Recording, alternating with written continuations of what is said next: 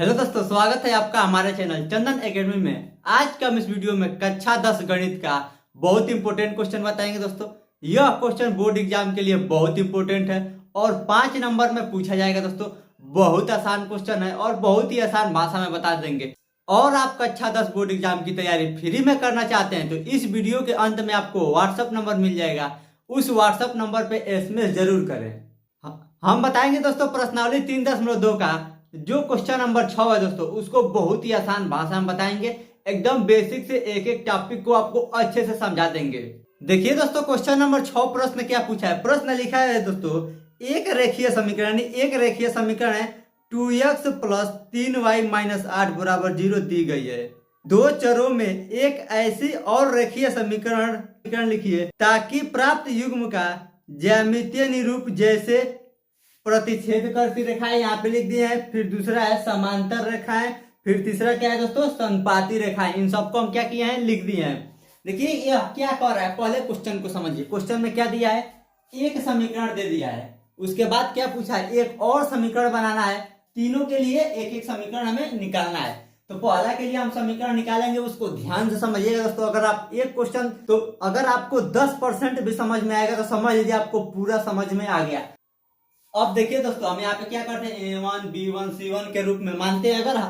अगर आपने इसके पहले का पार्ट देखा होगा तो वहां पे आप लोग जानते होंगे हम सारा चीज बता दिए हैं। अगर नहीं देखे हैं तभी कोई दिक्कत नहीं है। इस वीडियो के अंत में व्हाट्सएप नंबर मिलेगा, उस व्हाट्सएप नंबर पे एसएमएस करके देख लीजिएगा। तो यहाँ पे हम लोग मानते हैं A1, क्या मानेंगे, A1x plus B1y plus C1 बराबर 0।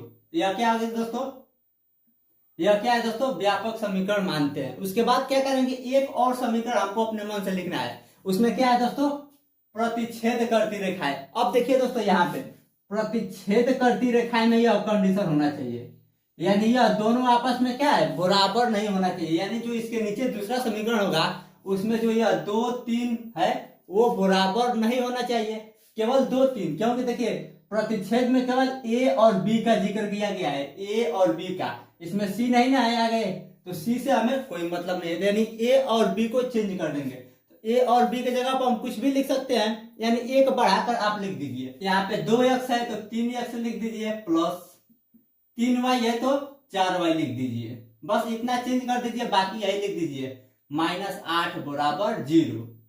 अब इसको क्या करते हैं दोस्तों, जब दूसरा समीकरण है तो इसमें क्या करेंगे, B1 B2 C2 मान लेंगे। तो इसको मान लेंगे A2x plus B2y plus C2 बराबर 0। तो दोस्तों हम यह एक नया समीकरण बनाए हैं। क्या, यही हमसे बोर्ड एग्जाम में प्रश्न पूछा है। अब देखिए इसको कैसे बनाया गया है। बस हमको क्या करना है दोस्तों, इन दोनों को चेंज कर देना है। कुछ नहीं करना है, सब यही लिखा जाएगा, लेकिन बस इन दोनों का चेंज कर देना। यहाँ पे 2 है तो 3 लिख दिया है, 3 है तो 4 लिख दिया है। केवल 2 क्यों चेंज करना है, क्योंकि यहाँ पे प्रतिच्छेद करती रेखा में केवल A1 और B1 है।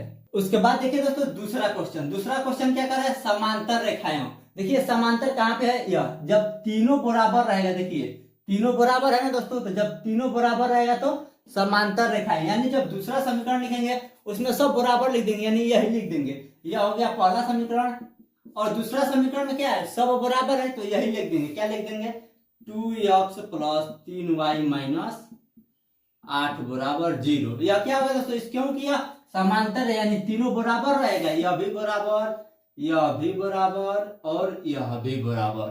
ठीक, अगर आप चाहें तो यहाँ पे कुछ और भी मान सकते हैं, उसमें कोई दिक्कत नहीं है, लेकिन बराबर रहना चाहिए। जैसे यहाँ पे 2 है तो 4 मान सकते हैं, इस टाइप का कुछ भी मान सकते हैं, लेकिन आसानी के लिए हम 2 ही मान लिए हैं।